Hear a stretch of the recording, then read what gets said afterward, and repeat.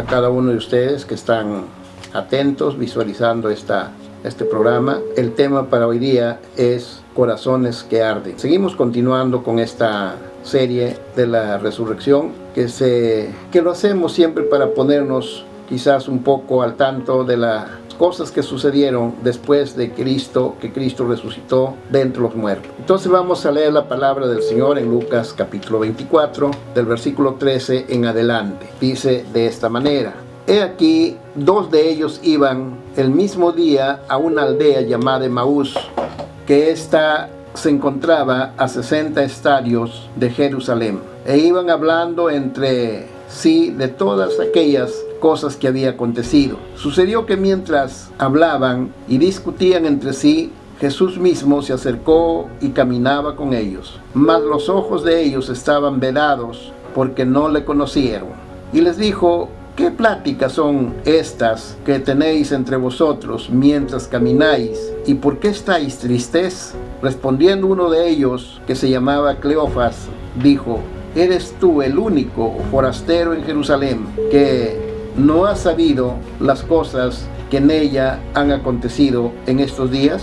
Entonces él les dijo: ¿Qué cosas? Y ellos dijeron: de Jesús Nazareno, que fue varón profeta, poderoso en obra y en palabra delante de Dios y de todos, y cómo le entregaron los principales sacerdotes y nuestros gobernantes a sentencia de muerte y le crucificaron. Pero nosotros esperábamos que él, que había redimir a Israel, y ahora, además de todo esto, hoy ya es el tercer día que no ha acontecido. Aunque también nos han asombrado unas mujeres de entre nosotros, las que antes del día fueron al sepulcro.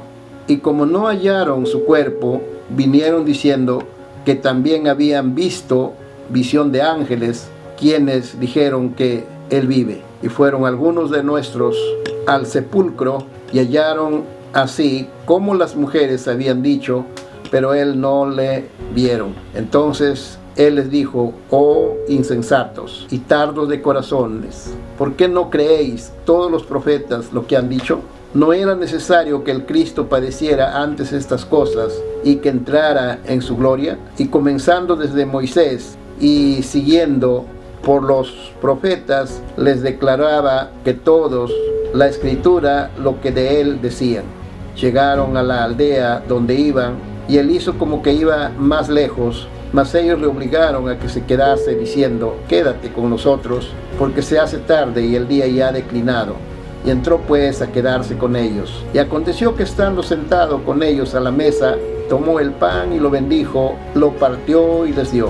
Entonces les fueron abiertos los ojos y le reconocieron, mas él desapareció de su vista. Y se decían uno al otro: ¿no ardía nuestro corazón en nosotros mientras nos hablaba en el camino y cuando nos abría las escrituras? Y levantándose en la misma hora, volvieron a Jerusalén y hallaron a los 11 reunidos y a los que estaban con ellos, y que decían: ha resucitado el Señor, verdaderamente ha aparecido a Simón. Entonces ellos contaban las cosas que les había acontecido en el camino y le había reconocido a partir del pan.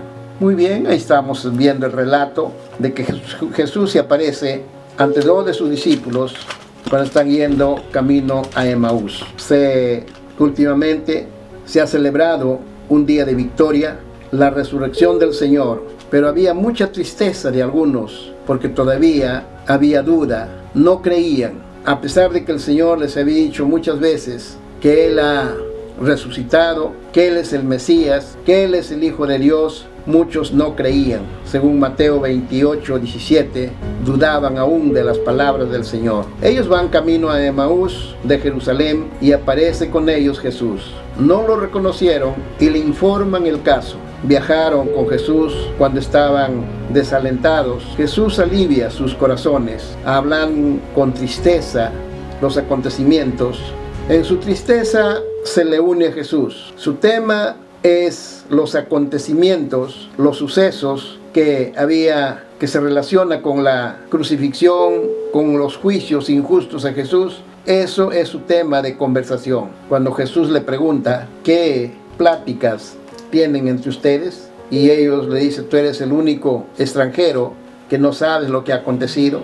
Pero Jesús restaura sus corazones. Estos creyeron su palabra. Ellos habían presenciado milagros, pero todavía dudaban. A pesar de que María Magdalena y las mujeres que fueron muy de mañana al sepulcro, ellas testificaron que ya el Señor había resucitado, pero ellos todavía no creían de estas palabras. Ellos habían presenciado muchos milagros, pero seguían ellos dudando. Fueron tardos para oír, dice la palabra.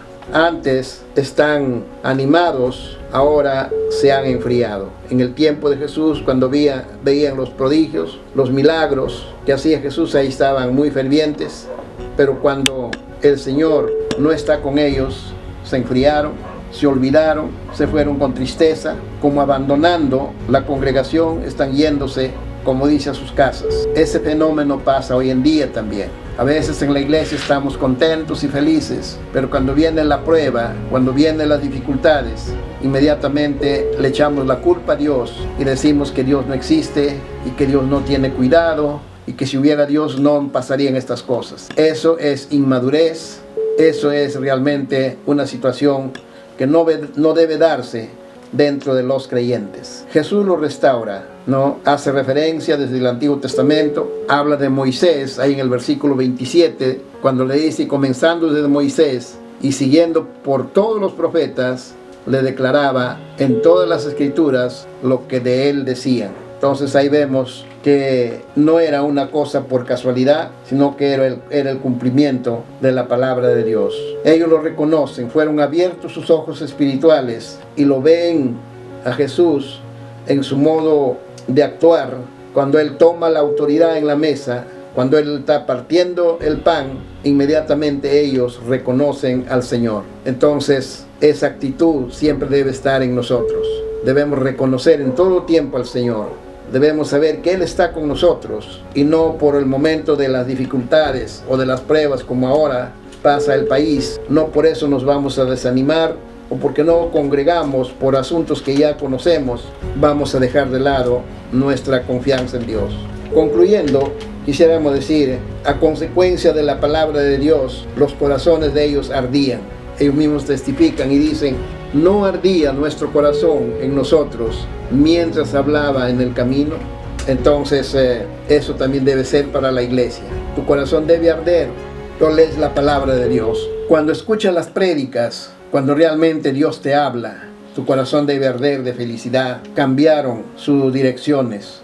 Ya no pensaron negativamente, sino al contrario, retornaron nuevamente, dice la palabra, a buscar a los demás discípulos que estaban todavía ahí reunidos, quizás desesperanzados, quizás con tristeza, vinieron a decirle, el Señor, hemos visto al Maestro. Entonces tenemos que animarnos siempre en el Señor. Que el Señor los bendiga y que siempre su corazón esté ardiendo con la palabra de Dios.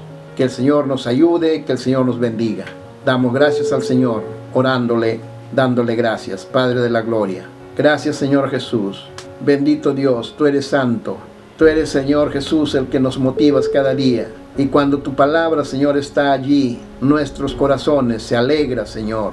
Arde de la confianza, Señor, porque el Espíritu Santo nos habla a través de tu palabra.